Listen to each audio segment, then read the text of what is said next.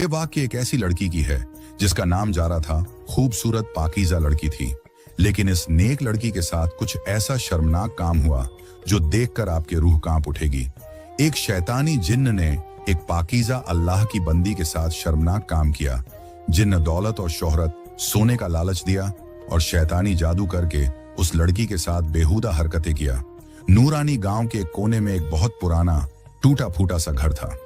मिट्टी की दीवारें जगह जगह से झड़ चुकी थीं, छत के कुछ हिस्से झुके हुए थे, लेकिन उस घर के अंदर एक बहुत नेक और परहेजगार बुजुर्ग रहते थे जिनका नाम कैमुद्दीन था। कैमुद्दीन बुजुर्ग तो हो चुके थे, मगर मेहनती और खुददार इंसान थे। वे हलाल की कमाई पर यकीन रखते थे और हराम की एक कौड़ी भी अपने घर नहीं लाते थे। उनका एक ही सहारा था, उनकी प्यारी, खूबसूरत और नेक सी बेटी जारा। जारा अपने पिता की आज्ञाकारी, सच्चरित्र और बेहद हया वाली लड़की थी। कैमुद्दीन अपने घर में गुलाब और ऊद, अगरवुड को मिलाकर इत्र और गुलाब जल बनाया करते थे। ये उनका पुश्तैनी काम था और इसी से वे अपना गुजारा करते थे। हर सुबह वे बिस्मिल्लाह कहकर अपने पुराने थैले में छोटी छोटी शीशियां रखते और गांव-गांव, बस्ती-बस्ती जाकर यहां तक कि सुनसान जगहों पर भी लोगों को इत्र और गुलाब जल बेचते। दिन भर मेहनत करने के बाद जब कैमुद्दीन शाम को घर लौटते तो जारा दरवाजे पर उनका इंतजार करती मिलती। घर में हल्की सी खुशबू होती, दिए की लौ टिमटिमा रही होती और जारा सादा मगर लजीज खाना बनाकर तैयार रखती। पिता जब खाना खाते तो जारा एक तरफ चुपचाप बैठी मुस्कुराती रहती। कैमुद्दीन अपनी बेटी की परवरिश और उसके अच्छे आचरण को देखकर बहुत खुश होते और अल्लाह का शुक्र अदा करते। रात में जब सब सन्नाटा छा जाता तो कैमुद्दीन अपनी बेटी के लिए दुआ करते, या अल्लाह, मेरी जारा को हमेशा अपनी हिफाजत में रखना, उसे नेक रफिका और सुकून भरा नसीब अता करना। फिर सुबह होते ही वे फिर से मेहनत के लिए निकल पड़ते।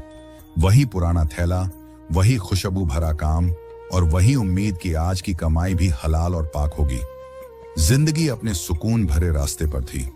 कैमुद्दीन रोज की तरह सब्र और शुक्र के साथ अपना काम करते, इत्र और गुलाब जल की खुशबू फैलाते और शाम को अपनी प्यारी बेटी जारा के पास लौट आते।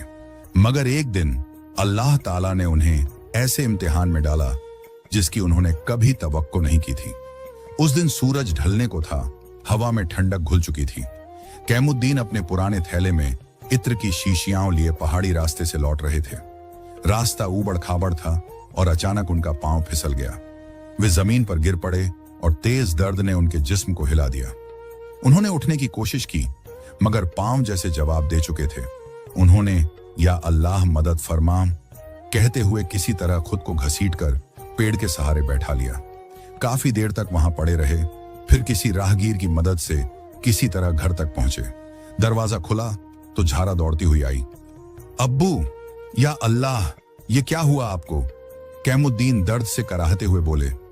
बेटी, लगता है अब ये जिस्म पहले जैसा काम नहीं करेगा, पांव जैसे सुन हो गए हैं। जारा ने जल्दी से उन्हें सहारा देकर बिस्तर पर लिटा दिया। उसने पानी और दवा दी, फिर गांव के हकीम साहब को बुलाने गई। हकीम साहब ने मुआयना किया, फिर भारी आवाज में बोले, कैमुद्दीन भाई, झटका बहुत तेज लगा है, लगता है रीढ़ की हड्डी को नुकसान पहुंचा है। अब आपको आराम की सख्त जरूरत है, शायद आप दोबारा चल ना सकें।